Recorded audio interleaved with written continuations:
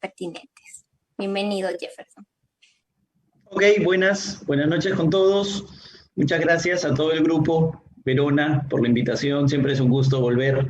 Yo recuerdo que el año pasado conversamos, ya me acordé, conversamos sobre la nueva opción del peritaje de parte contable en las investigaciones por lavado de activos, un tema interesante que hasta hoy sigue sacando chispas, sobre todo del lado de Fiscalía.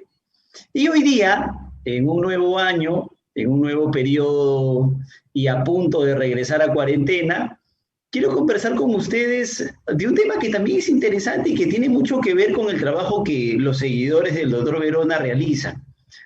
¿Qué es esta diferencia que uno tiene que hacer entre lo que significa una estafa propiamente y lo que significa un incumplimiento contractual? O sea, se supone, a ver, yo me dedico a la venta de terrenos y resulta que hay alguien que ha venido pagando sus cuotas para que uno le pueda vender su lote y de la noche a la mañana se aparece y dice, no, quiero que me devuelvan la plata. Y como no le devuelven la plata, bueno, para él es una estafa. Yo quiero conversar un poquito de eso. Pero para poder conversar de eso, yo necesito explicarles a ustedes un poquito de lo que implica el análisis de la tipicidad de un delito. Porque ahí arrancamos. Nosotros los abogados a veces nos ponemos un poquito aburridos y técnicos, pero para que se pueda entender y todos puedan analizar junto conmigo este delito de estafa, yo tengo que explicarles un poquito de respecto del análisis de tipicidad que hacemos. Y mire, les voy a contar muy en concreto.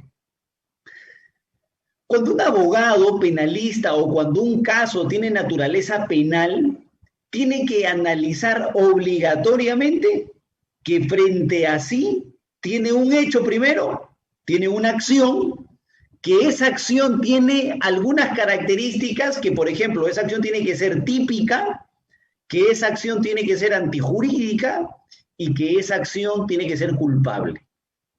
Entonces, nosotros analizamos todos los delitos, absolutamente todos, no hay ninguno que se salve en ese camino. Una acción típica, antijurídica y culpable. Entonces, ¿qué pasa? Dependiendo de cada delito en concreto, ustedes van a encontrar determinado análisis de cada una de estas categorías, dependiendo del delito incluso. Una acción como un comportamiento humano, ¿cierto?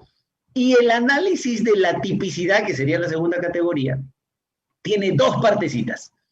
Una primera que es la tipicidad objetiva y una segunda que es la tipicidad subjetiva. Y en la tipicidad objetiva lo que se hace es analizar aquello que uno puede verificar en la realidad. El comportamiento, los sujetos, tú lo puedes tocar, los palpas, los tienes frente a ti. Y en la tipicidad subjetiva, fíjense que estoy en la primera categoría, y en la tipicidad subjetiva es aquello justamente que tú no puedes verificar, tú no puedes palpar de manera directa, sino que se trata de una cuestión puramente subjetiva. Y ahí tú encuentras las categorías del dolo y la culpa. En algunos casos encuentras que dolo y culpa concurren al mismo tiempo, que son los delitos preterintencionales, pero quédense por favor con la idea que en la tipicidad subjetiva uno analiza el dolo y analiza la culpa. Ese es el esquema con el que nosotros trabajamos. Luego viene el análisis de otra categoría, que es la categoría de la antijuricidad, porque puede ser que una conducta sea típica, pero que no sea antijurídica. Es decir, vamos a llevarlo, para que ustedes lo entiendan mucho más sencillo, a un tema de sangre, porque así se entiende quizá un poquito más fácil. Puede ser que yo sea el sujeto activo que dispara el arma de fuego contra el sujeto pasivo que está tirado en la calle, que ha sido quien recibió el disparo y quien ha perdido la vida. Obviamente existe un sujeto activo, un sujeto pasivo, existe un comportamiento porque yo he realizado la acción. Además, en la tipicidad subjetiva mi comportamiento es doloso, efectivamente, yo quería quitarle la vida, pero el problema está en que la conducta puede ser típica, pero en la antijuricidad puede pasar que yo, por ejemplo, haya realizado esa acción en legítima defensa. Por ejemplo, o sea, él venía, nos iba a matar a todos, yo lo que hice fue sacar mi arma y le generé la muerte. En legítima defensa, miren que pese a ser típica la conducta, claro que con determinados requisitos, pero pese a ser típica la conducta, no es antijurídica, ¿se dan cuenta? Y hay otros casos en los que puede ser típica, Puede que no concurra ninguna causa de justificación en la antijuricidad, pero finalmente puede que no sea culpable, porque puede tratarse de una persona inimputable, que se encuentra en un miedo insuperable, o finalmente un menor de edad, una persona con problemas que no puede comprender la realidad de sus actos, etcétera, etcétera. Entonces, esas son las categorías que nosotros analizamos. ¿Y por qué les explico esto? Porque quiero concentrarme en la tipicidad. Cuando uno analiza la tipicidad de un delito, todos los delitos tienen determinados elementos propios del delito. Por ejemplo, el robo. En la tipicidad, el robo tiene determinados elementos. Primero necesita o violencia o amenaza. Necesita que la persona que viene a quitarte tu celular ejerza sobre ti violencia. Viene con la pistola y te pega en la cabeza y te quita el celular. Ya tienes un primer elemento, violencia. O podrías necesitar amenaza. Basta con que te apunten y te diga, ya desgraciado, ahorita me entregas el celular. Entonces ya tienes el verbo amenaza. Pero necesitas cumplir con esos verbos, fíjate. Y luego vas analizando, el robo luego necesita sustracción, por ejemplo, te lo quita. Y luego necesita apoderamiento, ese sujeto se lo lleva y puede disponer por lo menos de manera potencial de ese bien. Y así todos los delitos. Se me viene a la mente otro delito, el feminicidio, que puede cometerlo solamente un varón contra una mujer, y que en la tipicidad subjetiva necesita que a la mujer se le quite la vida o se le intente quitar la vida por su condición de mujer. Por ejemplo, cada delito tiene sus propios elementos, cada delito establece cuáles son su forma de comportamiento. Pero lo que normalmente siempre se analiza en la tipicidad de todos los delitos es, primero, que existan sujetos. Tiene que existir un sujeto activo, quien realiza la conducta. Yo voy y mato, yo voy y robo, yo voy y violo. El sujeto activo, finalmente, el que realiza el comportamiento. Por eso es que a veces se dice que el delincuente en realidad no infringe la ley, sino la cumple. Porque claro, el Código Penal dice, el que mate a otro se lleva este premio, que es una pena privativa de libertad. Entonces yo voy y mato, cumplo la ley. Pero bueno, es otra cosa. Hay un sujeto activo y hay un sujeto pasivo sobre quien recae la acción. Siempre van a encontrar ustedes ese tema. Y puede pasar que cuando tú tienes un sujeto pasivo sobre quien recae la acción o finalmente el titular del bien jurídico, tú tengas que hacer una diferenciación interesante que vamos a tener que usar en el delito de estafa y en la gran mayoría de delitos contra el patrimonio. Porque cuando tú tienes un sujeto pasivo, puede pasar que sobre quien recae la acción no sea el titular del bien jurídico, en castellano. Tú te vas y asaltas un grifo, ¿sí? Te vas y asaltas una tienda. Y cuando llegas, dices, todo el dinero o te vuelo los sesos. Perfecto. A quien le estás quitando el canguro con el dinero, no es el dueño del dinero. Es el trabajador del grifo, es el trabajador de la tienda, es quien atiende en la venta de ropa, etc. Entonces, esa persona es sobre quien recae la acción. Entonces estamos hablando de un sujeto pasivo de la acción, por ejemplo, porque sobre esa persona recae la acción. Pero la plata tiene que ser de alguien. Entonces el empresario terminará siendo el sujeto pasivo del delito porque él es el titular del bien jurídico patrimonio. Eso tiene que quedar clarísimo en este tipo de casos todavía. Así va a ser más fácil analizar la estafa, van a ver. Una vez que tú tienes los sujetos, ahí viene el análisis, por ejemplo, de la existencia del comportamiento. Y el comportamiento viene delimitado por cada uno de los tipos penales. En la estafa, por ejemplo, ustedes van a ver ahora que lo que se necesita es que una persona, mediante el engaño, te mantenga en error y a través de ese error el sujeto pasivo realiza un desprendimiento patrimonial. Ese es el comportamiento que se exige. Voy a hacer un evento, una capacitación sobre el delito de estafa y el incumplimiento contractual. La inscripción está a 200 soles. Y sacan la foto de Jefferson, ¿no? Y se vende el evento. Y todos depositan a la cuenta, fíjense. Y resulta que nunca se hace el evento. Ahorita vamos a analizar si es estafa o es incumplimiento contractual. Pero espérense, es otro tema. Pero fíjense que hay un comportamiento específico.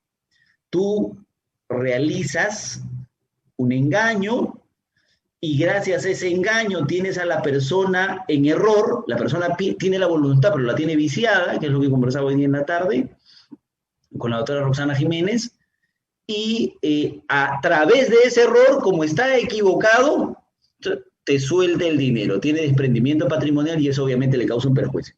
Pero fíjense que ese es el comportamiento, así ustedes van a encontrar en diferentes delitos. Una vez que tienes el comportamiento, necesitas de un nexo causal. Eso es importante, esto es vital, sobre todo en el Estado. Necesitas de un nexo causal, porque cuando a veces es muy sencillo en delitos contra la vida. Entonces tú disparas. Entonces podemos analizar esa causalidad de manera objetiva, ¿sí? Pero a veces hay problemas en analizar la causalidad porque finalmente tú necesitas ser la causa. Y hay una gran crítica que viene desde hace muchísimo tiempo porque dice, ya, si yo no hubiera disparado, Jefferson, la persona no hubiera muerto. Efectivamente. Entonces quiere decir que tú eres la causa. Pero si tú finalmente tienes ese razonamiento, vas a poder regresar así hasta el infinito, porque finalmente, si mis padres no se hubieran conocido, yo no hubiera nacido. Y si yo no hubiera nacido, entonces yo no hubiera cometido el hecho, ¿cierto? Entonces ahí hay un problema, porque así regresarías hasta el inicio de los tiempos, y finalmente quien sería responsable sería Eva, pues porque nos botó del paraíso, ¿no? Entonces, lo que se hace actualmente para no tener ese análisis de causa para atrás, es que el nexo causal viene determinado por la teoría de la imputación objetiva. Y así se determina objetivamente en estos tiempos si una persona finalmente a una persona le puede ser atribuible la tipicidad objetiva en esta acepción de nexo causal. Y esa teoría de la imputación objetiva tiene determinados filtros a través de los cuales se analiza causalidad, ¿correcto? Y en la tipicidad subjetiva, ustedes van a encontrar un dolo, primero un dolo directo, un dolo de segundo grado o consecuencias necesarias y un dolo eventual, y también van a encontrar una culpa. Es posible que las conductas sean o dolosas o culposas. Una cosa es que yo saque mi arma y dispare sabiendo que voy a generar la muerte, y otra cosa es que esté conduciendo mi vehículo sin ningún problema. Yo no quiero matar a nadie, pero ya que me estoy yendo a Asia porque viene la cuarentena, atropello a alguien sin querer. Entonces puede generarse un homicidio doloso en el primer supuesto y un homicidio culposo en el segundo supuesto, ¿sí? Y tenemos obviamente una diferenciación entre culpa consciente y culpa inconsciente. Esa es la estructura en concreto. Parece complicado, pero no es tanto. Esa es la estructura de la tipicidad. ¿Vamos? Ahora, el delito de estafa tiene su propio análisis de tipicidad y eso es lo que nosotros tenemos que conversar el día de hoy. Fíjense, y yo les he traído por aquí un material que les voy a presentar. Miren. El delito de estafa obviamente está reconocido en el Código Penal. Y a partir de su sola lectura, en el Código Penal ustedes van a sacar varias características. Por ejemplo, de arranque, cuando dice el que, se refiere al sujeto activo, porque ese es el que cumple la ley, ¿se acuerdan? Ese es el que finalmente realiza la conducta. Y cuando dice el que, ya de arranque tú puedes establecer que cualquier persona puede cometer ese delito. Cualquiera. No importa la calidad. Hay otros delitos que dicen el funcionario servidor. Hay otros delitos que dicen el cónyuge, hay otros delitos que dicen el ascendiente, hay otros delitos que dicen, bueno, no dice el varón, pero pese a que dice el que en el feminicidio solo puede cometer el varón. Pero en este caso, en el caso de la estafa, dice el que. Por lo tanto, cualquier persona puede cometer estafa.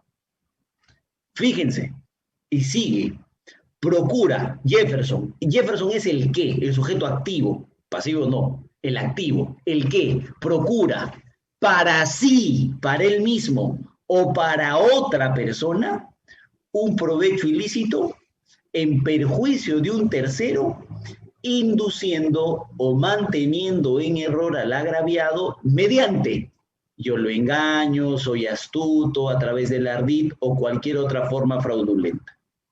Entonces, ese camino así viene reconocido en el delito de estafa, ¿correcto? En cuanto a los sujetos que uno tiene que analizar en esa tipicidad, no hay mayor problema. Porque como les decía ahora, se trata de el qué y finalmente el sujeto pasivo es la persona que está en error, la que se encuentra en error.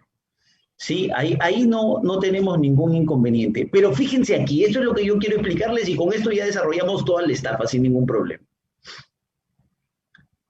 Primero lo que tiene que haber obligatorio, y ojo, es pasito a pasito. Tiene que cumplirse obligatoriamente estos pasitos.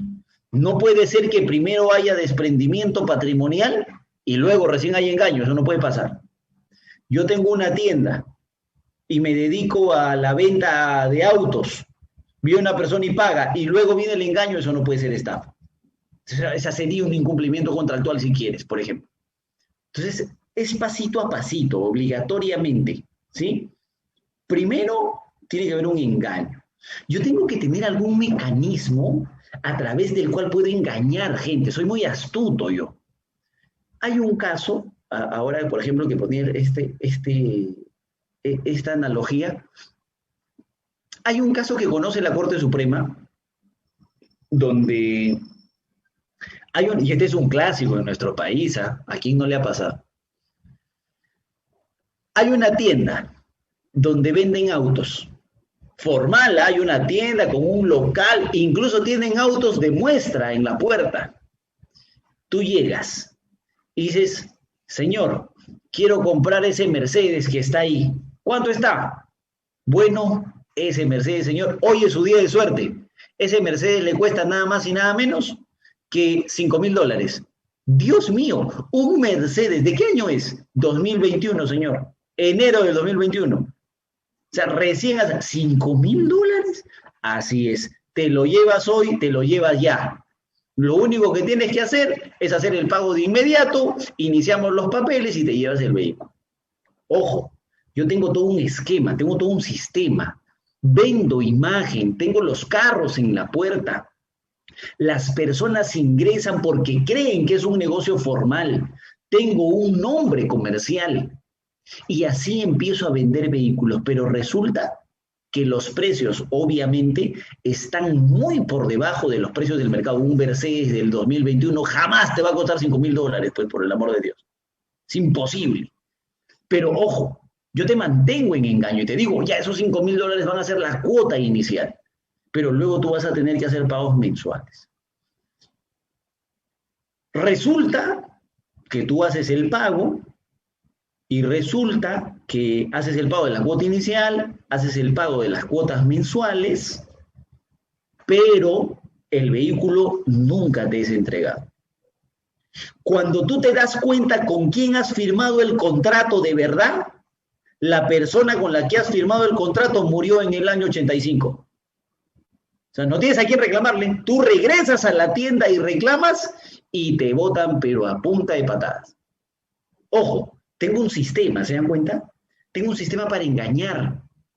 Y ese sistema para engañar, supuestamente formal, a través del cual yo me creo vivo y así puedo generar ingresos económicos, ese sistema de engaño hace que las personas estén en un error y que crean, por ejemplo, que están contratando con una persona, primero que está viva, segundo, que el vehículo les va a ser entregado, y justamente porque están en un error, están en la emoción de la compra, porque se ha armado todo un escenario, porque ese es el engaño, ese es el ardite, esa es la astucia, o cualquier otra forma fraudulenta, porque se ha generado todo ese espacio, yo me encuentro en error. Tengo voluntad, yo quiero comprar, a mí nadie me está obligando, yo quiero comprar. El problema está en que mi voluntad se encuentra viciada. Y como se encuentra viciada, ese error me lleva obligatoriamente, fíjense, por eso les decía que va en orden, ese error en el que yo me encuentro gracias al engaño, me lleva obligatoriamente a desprenderme de mi patrimonio. ¿Cuánto cuesta? $5.000, toma. Y le entrego los $5.000. El engaño me hace a mí ponerme en una situación de error y ese error hace que yo me desprenda patrimonialmente. Yo le pago. Entonces, fíjense, ese segmento es vital, ese segmento es importantísimo. Y obviamente, el hecho de desprenderme de mi patrimonio me genera un perjuicio, me tiene que generar un perjuicio. Si ustedes verifican en un caso en concreto, estos elementos que yo les acabo de contar, tienen por lo menos el comportamiento de estafa. ¿Cuál es el problema? Y es lo que yo quería conversar con ustedes ahora. Que hay una línea muy delgada entre lo que significa la estafa propiamente y que concurran todos estos elementos y el incumplimiento contractual. Les cuento un caso. A mí no me lo han contado, yo soy abogado en el caso, fíjense. Se los cuento a ustedes. A ver qué opinan. Si estoy equivocado, me dicen como para mejorar porque tengo audiencia próxima.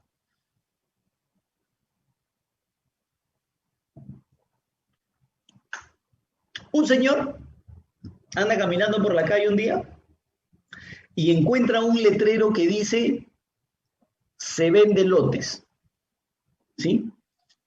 Y el señor dice, ahí se venden lotes y acabo de ver el letrero y hay el símbolo de una casita, por lo tanto yo pensé que era una empresa. Y como pensé que era una empresa, me acerqué, pregunté y me dijeron que efectivamente estaban vendiendo los lotes. Luego me llevaron a una oficina y en esa oficina me hicieron firmar un contrato en el que yo realizaba el pago de una cuota inicial y posteriormente realizaba el pago de cuotas mensuales. Resulta que yo he realizado el pago de la cuota inicial y he venido realizando el pago de diferentes cuotas mensuales. Y ha pasado el tiempo y no me han entregado todavía mi lote. Entonces, yo he ido a reclamar que me devuelvan todo mi dinero. Y resulta que la empresa o el vendedor le dijo, señor, acá tiene usted todo su dinero si es que no quiere continuar con el contrato. Pero la persona dijo, no, yo quiero más que mi dinero, quiero una indemnización y no aceptó la devolución del dinero. Y como no se le cumplió el capricho, la persona terminó denunciando delito de estafa. Entonces ahí entrábamos a la discusión. ¿Esta es una estafa o este es un incumplimiento contractual, que son dos cosas totalmente diferentes? Pero que la línea para pasar de una a otra parece bastante delgada. ¿Qué dice, por ejemplo, la víctima, la presunta víctima? Dice, me han engañado. Recuerden este camino, ¿ah? Me han engañado. Y yo estaba en error. ¿Por qué? Porque primero, yo pensé que estaba contratando con una persona jurídica. Yo pensé que estaba contratando con una empresa. ¿Y cómo pensaste que estabas contratando con una empresa? Porque ahí había el loguito de una tienda, de una casa. Entonces yo pensé que quien contrataba era una persona jurídica o no una persona natural, porque acá me acabo de dar cuenta recién que se trata de una persona natural. Segundo, me han engañado porque me están vendiendo la posesión y no me están vendiendo la propiedad. Ah, y te dijeron que te iban a vender la propiedad, pero ¿qué dice en el contrato? No, en el contrato dice que me van a vender la posesión, sino que yo no lo he leído, pues. Se supone que los peruanos, pues, leemos lo que firmamos, ¿no? Por lo menos aparentamos leerlo. Pero yo entendí que me estaban vendiendo la propiedad y no la posesión. Y tercero, además, ¿sabes qué? No entiendo mucho del contrato. El contrato es medio raro, tiene términos medio ambiguos. Así que, por lo tanto, no me han estafado. Entonces, fíjense, por ejemplo, ahí. Hay un gran problema. Porque más allá de que estos elementos tienen que ser continuos, cada uno merece un análisis propio. Por ejemplo, cuando uno analiza el engaño, lo primero que tiene que hacer es analizar si es que el engaño es suficiente. Ese engaño tiene que ser tal para que te pueda generar el error. Pregunta, ¿a qué te dedicas? La doctora Melba, abogada, corporativa, 30 años. Se dedica a la compra y venta de inmuebles desde hace 30 años. El engaño de poner una casita, ¿será suficiente? Imposible, imposible. Ese engaño tiene que ser suficiente para la persona, para que la persona pueda incurrir en un error. Entonces, ¿cuál es el estándar? No hay un estándar propiamente, sino que lo que se pide es que el engaño sea suficiente dependiendo de quién es el sujeto pasivo. Ese tendría que ser el análisis. Hay un caso, por ejemplo, en el que se analiza esto del engaño y la Corte Suprema dice, o bueno, la Sala de Apelaciones dice así, ¿qué había pasado? Una inmobiliaria vende un bien y la compradora, cuando van a firmar el testimonio, lleva el cheque y dice, acá está el cheque de la primera parte, porque la otra parte había que financiarla. Acá está el cheque de la primera parte. Firman, solicitan su elevación a escritura pública y la compradora dice, ya, me guardo el cheque mejor porque hasta que salga, pues, ¿no? La escritura. Se guarda y se lleva el cheque. Ya le habían dado la llave de la casa, se va y se mete a la casa. Y al final nunca termina de pagar, nunca termina de entregar el cheque y por lo tanto se queda con la propiedad. Entonces la sala dice, tenemos que absolverla. ¿Por qué?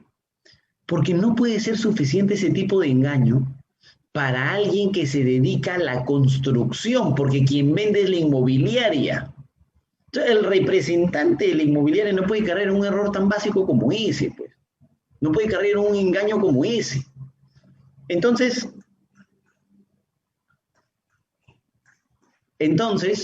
¿qué dice la Corte Suprema cuando conoce el caso? Un ratito.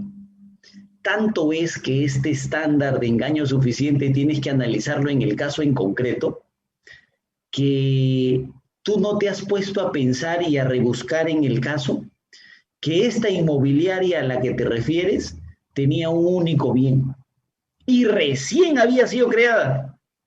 Y el único bien que tenía era el bien que estaba vendiendo y por el cual han denunciado estafa. Entonces quiere decir que en el caso en concreto tienes que analizar que el engaño sea suficiente, ¿se dan cuenta?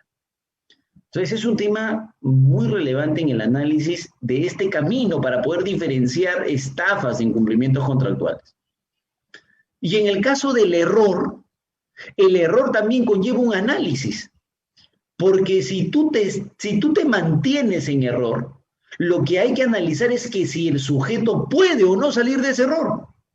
Por ejemplo, en el caso que yo les acabo de contar, no, yo pensé que estaba firmando un contrato con una persona jurídica y resulta que era una persona natural con un negocio. No es fácil salir de ese error, es sencillísimo salir de ese error, porque lo único que tienes que hacer es entrar a Google, poner consulta RUC y listo, te sale todos los datos. O si no, nosotros tenemos nuestros registros públicos. ¿Es sencillo salir del error o no? Pero es básico salir de ese error. Entonces, si la persona puede salir del error y si ese error finalmente puede ser abandonado y el engaño no es suficiente, tampoco vas a tener estafa. Lo que vas a tener es un incumplimiento contractual. Pasa con las ventas por internet, por ejemplo. Entonces, ¿qué es lo que se ha hecho ahora? Se han creado diferentes plataformas a través de las cuales, por ejemplo, yo me acabo de comprar, miren, me acabo de comprar en internet, claro. Mira, yo soy la víctima, fíjense. Me acabo de comprar unos bonitos, no sé cómo se llama eso, para poner en el escritorio de cuero, pones tu lapicero y ahí puedes poner tus documentos, ¿sí? Me ha costado 50 soles. No me llega hasta ahorita, ya van 4 meses, ¿eh? Entonces ya estoy dudando en si he sido estafado o no he sido estafado. Entonces, si yo denuncio estafa por mis 50 soles, que puede ser válido, ¿sí? ¿Qué es lo que me pueden decir? Oye, Jefferson, un ratito, ¿qué estabas comprando? Bueno, yo estaba comprando un tablero de cuero. ¿De qué tamaño era? Ah, era de uno por medio metro. ¿Y cuánto te costó? 50 soles. Y dime, ¿es la primera vez que compras cuero? No, ya antes. ¿Y alguno de esas cosas que has comprado te ha costado 50 soles en ese material? No, imposible, ser una ganga. Ah, entonces no vengas a reclamarme ahora, que por ese precio tú quieres el mejor de los productos, ya sabías o podías suponer que se trataba de un engaño y que en realidad no has estado en error porque podías salir de ese error. Es imposible. ¿Dónde encontraste la página? Ahí en unos anuncios que me salían como virus. Ah, entonces, ¿puede salir del error? Claro que sí. Entonces, hay que tener cuidado con estos análisis del engaño y del error también. Y hasta el acto de disposición patrimonial también necesita de otro tipo de análisis. Porque en el acto de disposición patrimonial, fíjense, tú lo que necesitas, tú lo que necesitas es que el sujeto cegado, bueno, viciada en la voluntad, engañado, desprenda su patrimonio y agarre y te diga, toma, llévate toda mi plata. Es como que estás en una iglesia. Te agarras y dices, toma, llévate mi plata, estoy en un error. Te llevas el dinero, ¿sí? Normalmente dinero, pero no, el tipo penal reconoce y el análisis dogmático reconoce acto de disposición patrimonial. Pero necesitas de eso, porque incluso ese desprendimiento patrimonial es el que te va a llevar a diferenciar un caso de hurto o de estafa, por ejemplo. ¿Qué pasa si tú tienes una trabajadora en tu empresa y tu trabajadora agarra y como está a cargo del token de la empresa, está a cargo de las chequeras de la empresa, se hace un cheque a nombre de su enamorado, va y lo cobra, justifica por ahí un gasto de pasajes y así te saca plata todos los meses, 500 soles todos los meses? Pregunta, ¿ese ser un hurto o no? Claro, porque el sujeto lo que está haciendo es meterte la mano en el bolsillo, solo que en este caso tu bolsillo es electrónico porque es tu cuenta bancaria. Entonces fíjense que en la estafa lo que necesitas es que la propia víctima agarre, saque de su billetera y te la entregue. La propia víctima. En cambio en el hurto es que tú no dispones de tu plata, sino que viene otra persona y te la saca. Obviamente sin que tú sepas, ¿no? Ese es el hurto. Entonces, en la diferencia del caso que les estoy contando, claro.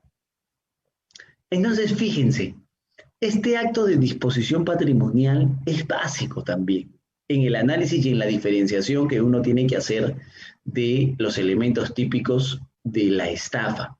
Solo con este análisis es posible diferenciar una estafa de un incumplimiento contractual. Jefferson, yo he firmado un contrato para la compra y venta de vehículos. Yo he firmado un contrato para la compra y venta de inmuebles. Jefferson, yo he firmado un contrato para brindar un servicio.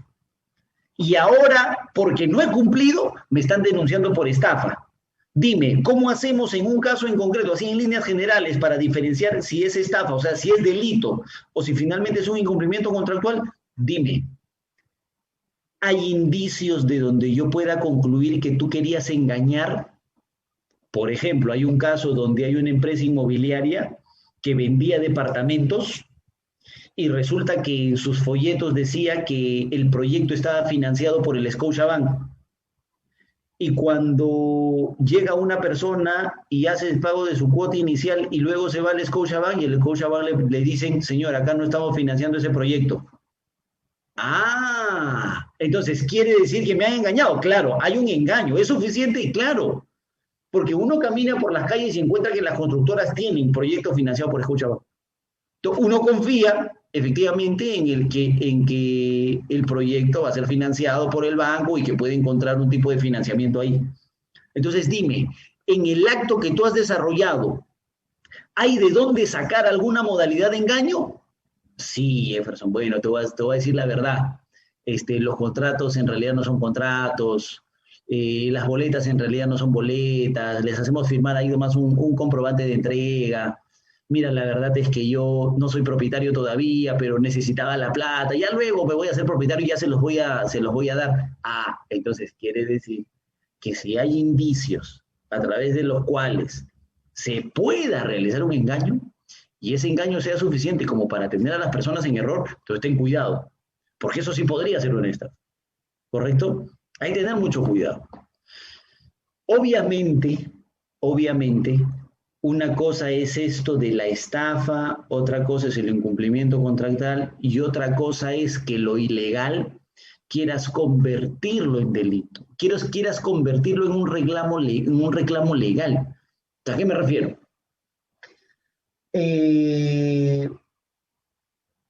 Estoy peleando por sacar mi maestría. Tengo 4 maestrías estudiadas y ahorita sigo peleando por sacar los grados. Pero ¿saben qué? Ya estudié. O sea, ya lo tengo, ya lo acabé. Lo único que necesito es el cartón. Entonces me voy a ir a Zángaro ahora y voy a conversar con aquellos amigos que cuando tú caminas por ahí te dicen trámite, trámite, trámite, y les voy a pedir que me hagan un certificado, ¿sí? Un título, para que yo finalmente pueda tener mi grado de magíster. Cuando yo vuelva y reclame mi título y ellos me digan, bien, son $3,000 y yo no quiera pagar los $3,000 y nos metamos en un problema, obviamente yo no voy a poder después reclamar estafa. Se supone que ese es un acto puramente ilegal, ¿cierto? Entonces hay que tener mucho cuidado en esa diferenciación también, ¿sí? El caso de los tramitadores que se utilizan en diferentes instituciones, actos ilegales que luego quieran ser reclamados como estafa. Eso es finalmente un canto aparte, pero que hay que diferenciar de este incumplimiento de contrato propiamente dicho y del delito de estafa también propiamente dicho. ¿Correcto? Esa es la estructura que uno tiene que manejar finalmente en el análisis que siempre tiene que hacer del delito de estafa. ¿Estamos? Así que si ustedes tienen algunas preguntas, yo quedo presto a absolverlas si las hubiera. Gracias. Perfecto, muchas gracias. Jefferson, aquí tenemos unas consultas. Gio Rojas, ¿qué hay de la estafa por incumplimiento de contrato en derechos de autor y una editorial que no paga las regalías? Es que fíjense ahí, ve. Si tú tienes un contrato, por ejemplo, yo tengo un contrato, tengo algunos contratos ahora por pagos de derecho de autor y yo he mandado mi obra, ya está hecha. Ellos hemos firmado un contrato donde ellos se comprometen al pago de un monto por el periodo de 3 años, porque ellos van a usar mis derechos de autor.